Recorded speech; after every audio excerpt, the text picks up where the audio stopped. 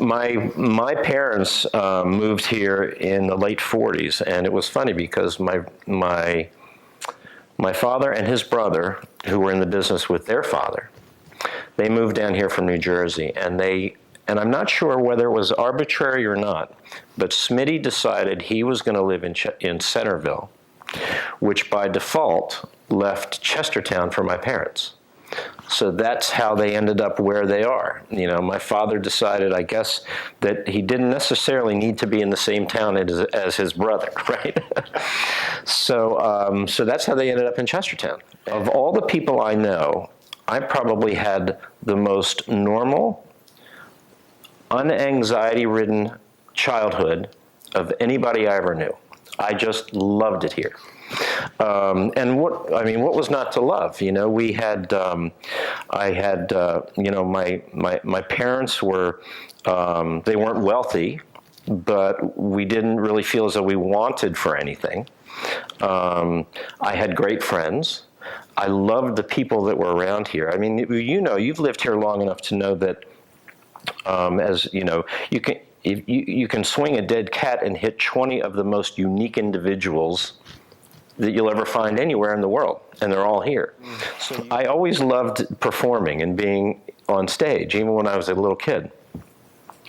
But truth be told, when I was a teenager, I worked summers and weekends at Delmarva, Sash, and Door, literally at the bottom of the barrel, and I really liked it.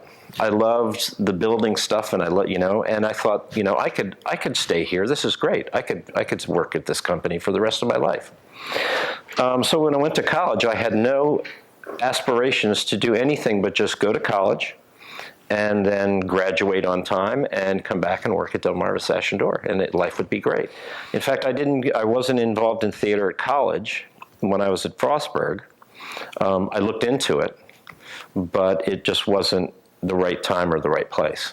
So when I came home, I was home about a year or so, and Mickey Doolin, of all people, was putting together a show for the Tea Party.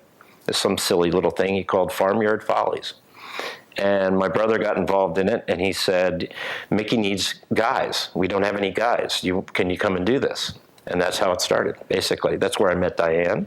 Yeah, the whole thing started from Farmyard Follies. I was lucky in that I found a group of like-minded people in people like Katie Schroeder and my love, and Vince and Leslie Raymond, who said, let's try to create this entity that could perform and bring the arts, local performance, local theater to Chestertown.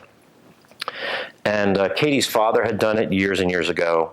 Vince and Leslie had been involved in it years ago. And so that's how Actors Community Theater came around. And so Vince was our father / producer / you know, everything. And he and Leslie created the entity. They were able to get funds from the Kent County Arts Council and the Maryland State Arts Council to do this, and so we just would jump at whatever opportunities we presented for ourselves. We'd get together and say, what's the next show? Or someone would come along and say, let's do this or let's do that. The first time I saw Waiting for Guffman, I thought to myself, oh my God, that's me and my love. Yeah. That's it. No, hey, here, curl right there. The curl, you know where I like the curl. I have to get myself There ready. There it is. Nice. Now a little fluff here, and you can work on yourself. You know? And then, but then I stepped back and I realized, you know, no, there's a fine line, you know? You really have to, and I think if you're going to do this sort of thing, and not on a professional level, you're doing it, and you know, no one ever gets paid. You're putting yourself out there. You have to understand that the last thing in the world you want to do is carry any hubris with you, because at any moment you could be that guy, and if you're not careful. So, yeah, I love that movie, and it's one of those things that, that haunts your dreams. He could act, and he could direct, and he could produce, but who knew that he was going to act and sing and dance? He can just do everything there is to do, and there's only one other person in the world that can do that, and that's Barbra Streisand.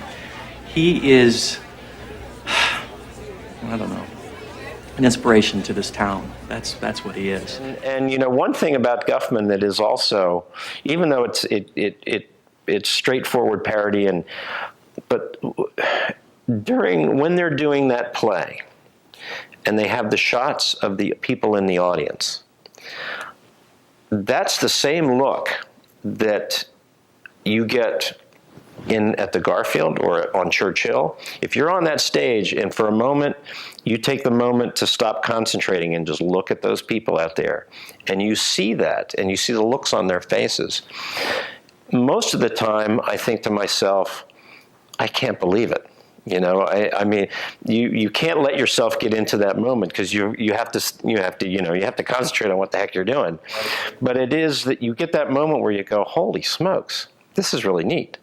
But then, of course, when I'm in the audience and I see something up there, I know that that's the look on my face, because I just love that stuff.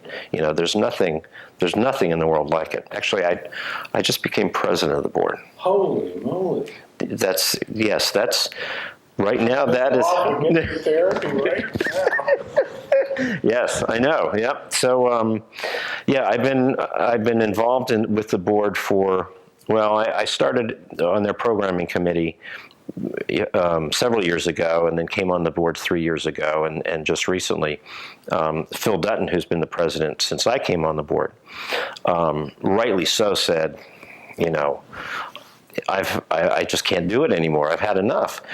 And the rest of us are going, please, Phil, don't leave, because he's been so amazing, and the things that he has been involved with in the past 3 years in the transformation of that theater have been just unbelievable. But he, I mean, no one is feeling, that Phil's let us down. I mean, good Lord, he deserves it. So, they asked, and I said, let me think about it. And then I thought, well, you know what? I think I would like to give this a shot and see what happens.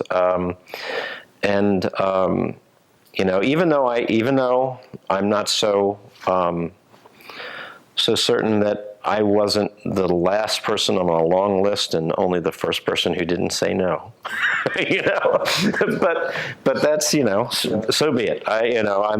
That's okay. I think everybody that's involved understands that stage is there for all of us, and the amazing thing that happens when you get people on that stage, and you give them whether it's teenagers or older people, and you give them the chance to try this thing out.